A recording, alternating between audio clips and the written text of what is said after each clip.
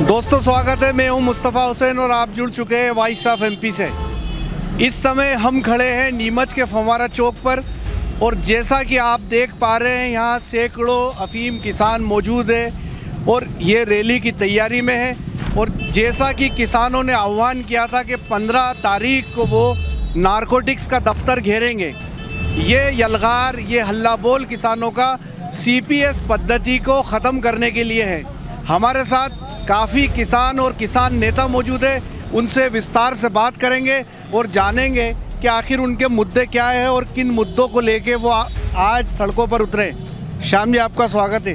क्या मुद्दा है आपका? CPS पद्धति को तत्काल समाप्त की जाए और जब तक समाप्त नहीं होती तब तक अन्नदाता किसान इस लड़ाई को लड़ेंगे। साथ साथ में जो अफीम की जो मार्फिन की मात्रा है उसको ज़बरदस्ती मार्फिन बता करके लोगों के पट्टे काटे जा रहे हैं। जिस प्रकार से हम भैंस का दूध निकालते हैं और उसमें शत कम की जाए और सबसे पहले CPS पद्धति को ख़त्म करके आज से ही लूना चीरना चालू की जाए। अगर अन्नदाताओं की बात नहीं मानेंगे तो आज चूँकि मंगलवार है, हमारे अफीम का जो नाना हम लोग रविवार को करते हैं और गुरुवार को करते हैं। परसों गुरुवार आ रहा है तो सारे किसान मिलकर रणनीति बनाएंगे कि चीरा चालू कर देंगे। बहुत बड़ी बात की है श्यामलाल जोगचंद ने और ये कहा है कि यदि सरकार इजाज़त नहीं देती है तो वो एक रणनीति बनाएंगे और सारे किसान एक साथ चीरा लगाएंगे। तो हमारे साथ उमराव सिंह जी गुजर है। उमराव जी, एक बात बताएं कि किसानों को राजनीतिक दल अच्छे नाम देते हैं, अन्नदाता कहते हैं, जय जवान जय किसान कहते हैं, लेकिन सरकारें किसानों की सुनती नहीं है। आपकी भी सरकार रही, आप भी सरकार में रहे। तो प्रजातंत्र में प्रजा के द्वारा चुनी हुई सरकार प्रजा से पूछकर काम करे, ये प्रजातंत्र होता है। ये बोलते हैं किसानों ने सरकार बनाई, किसानों के द्वारा चुनी हुई सरकार किसानों की नहीं सुन रही है। ये इसलिए हो रहा है कि भारतीय जनता पार्टी की सरकार सिर्फ नाम के लिए किसानों का नाम ले, किसानों के हित। वर्तमान में सरकार ने CPS पद्धति का निर्णय ले लिया बिना किसानों से पूछे।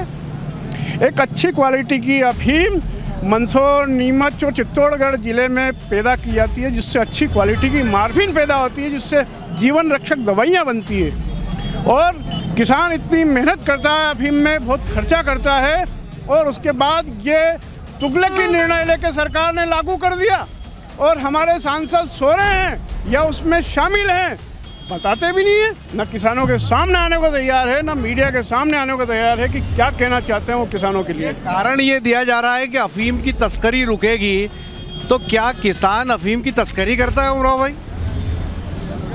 मध्य प्रदेश का नीमच, मंदसौर और चित्तौड़गढ़ जिले के किसान तस्करी में कतई शामिल नहीं है। मैं आपको मीडिया के माध्यम से बताना चाहता हूँ कि मध्य प्रदेश के बाहर इस देश में पूरी प्रधानमंत्री, हमारे वित्त मंत्री, पूरी सरकार देखे कि सैकड़ों हेक्टेयर में अवैध खेती हो रही है। वो अवैध खेती के माध्यम से जो अफीम पैदा हो रही है, जो जिनके लाइसेंस भी नहीं दिए गए हैं, और वो जो जोड़ा चूरा पैदा हो रहा है, वो सब तस्करी में जा रहा है। उनको क्यों नहीं रोक पा रही सरकार? हम मांग करते हैं सरकार से कि वो रोके। बड़ी बात कही है उमराव जी गुजर ने कि उनको रोके। जहाँ हज़ारों बीघा में अफीम की अवैध खेती हो रही है और जैसा लगातार मीडिया में आता रहा है कि झारखंड हो, मिजोरम हो, अरुणाचल प्रदेश हो या कश्मीर हो, ऐसी तमाम जगह है जहाँ पे हज़ारों हेक्टेयर में अवैध अफीम की खेती होती है। लेकिन नाथू सिंह जी, एक बात बताइए कि किसानों का मुद्दा आता है तो किसान एक क्यों नहीं हो पाता? किसान धड़ों में क्यों बटा रहता है? किसान पार्टियों में, जातियों में, CPS वाले किसान अलग, चीरा लगाने वाले अलग, चेयारी वाले अलग। क्या कहेंगे आप? जो आपने प्रश्न करा इसका जवाब मैं दे रहा हूँ कि ये सब राजनीति है। राजनीतिक हट जाए तो किसान एक हो जाए। किसान की इच्छा है कि वो एक होके बने के रहे और एक होके बने रहेंगे तभी वो आगे मांग कर सकते हैं। लेकिन राजनीतिक स्वार्थ के लोग क्या करते हैं कि उसको डिवाइड कर देते हैं। लेकिन हम कोशिश कर रहे हैं कि हमारी कोशिश रहेगी कि किसानों को एक करें। हमारे कांग्रेस का भी इनको किसान संघ को समर्थन है और इन्होंने समर्थन लिया हमसे और हम सब साथ हैं और मिल के काम करेंगे।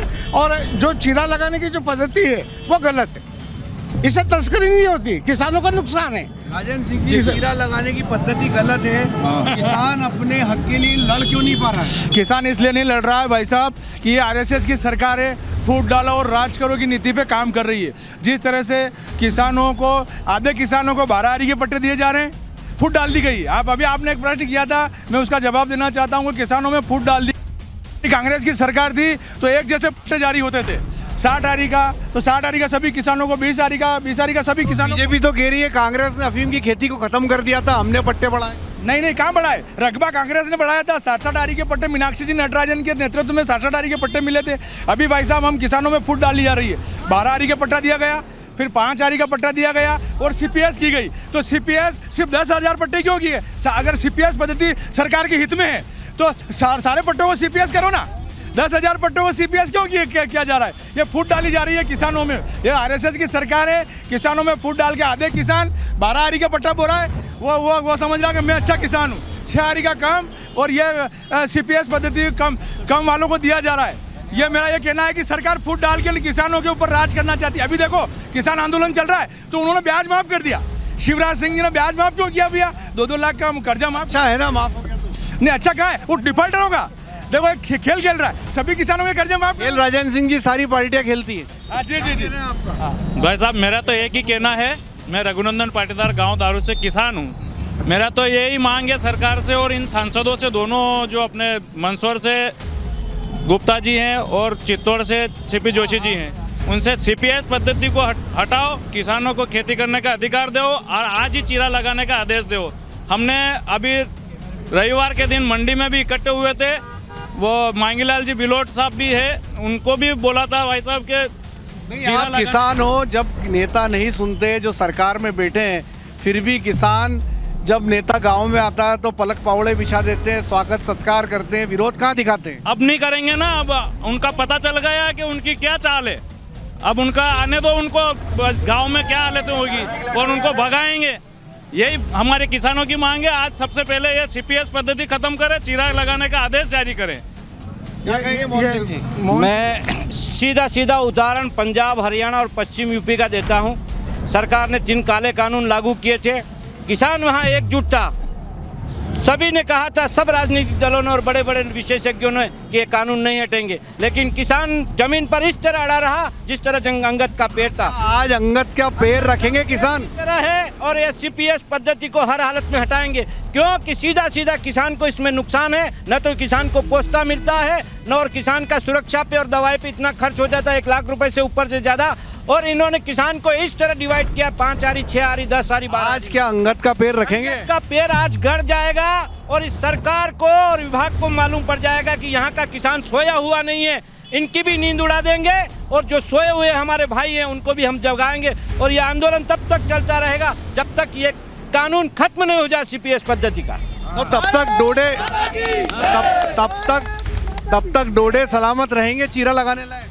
डोडे सलामत रहेंगे नहीं, चाहे इनमें से कुछ रहे या नहीं रहे, लेकिन चीरा किसान लगाएगा और विभाग को दिखाएगा कि किसान किसी कीमत पर एक इंच पीछे हटने के लिए तैयार नहीं। पीछे हटने के लिए किसान तैयार नहीं है, ऐसा मोहन सिंह जाट का कहना है। और इनका ये भी कहना है कि किसान अपने हक को लेकर रहेगा। हमारे साथ मनासा के भी कुछ किसान मौजूद है, क्या कहेंगे आप?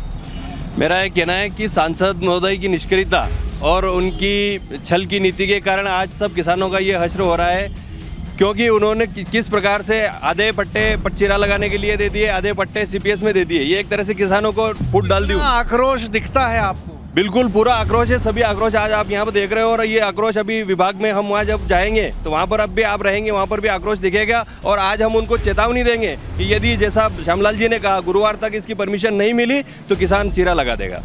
तो ये थे तमाम किसान और किसान नेता जिनका साफ तौर पे कहना है कि सरकार की वो नीति से खुश नहीं है। उनका ये भी कहना है कि जो सीपीएस जो पद्धति दी गई है वो थोपी गई है।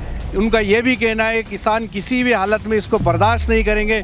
और इन किसान नेताओं ने ये भी ऐलान किया है कि सरकार परमिशन दे या नहीं दे, आने वाले गुरुवार को किसान सामूहिक एकता करके फसल में चीरा लगा सकते हैं। तो ये इस समय की बड़ी खबर है जो हम आपको बता रहे हैं। इस समय फव्वारा चौक पर सैकड़ों किसान जमा है और ये यहाँ से नारकोटिक्स का दफ्तर घेरने के लिए रवाना होंगे। जैसा कि पहले ऐलान किया गया था कि 15 मार्च को किसान सीपीएस पद्धति के खिलाफ नारकोटिक्स के दफ्तर को घेरेगा। किसान नेताओं में खासा जोश दिखाई दे रहा है। उनका साफ तौर पे कहना है कि आज वो चीरा लेने का आदेश लेकर ही वापस जाएंगे। अभी कुछ देर बाद पता चलेगा जब ये किसान नारकोटिक्स के दफ्तर पहुंचेंगे।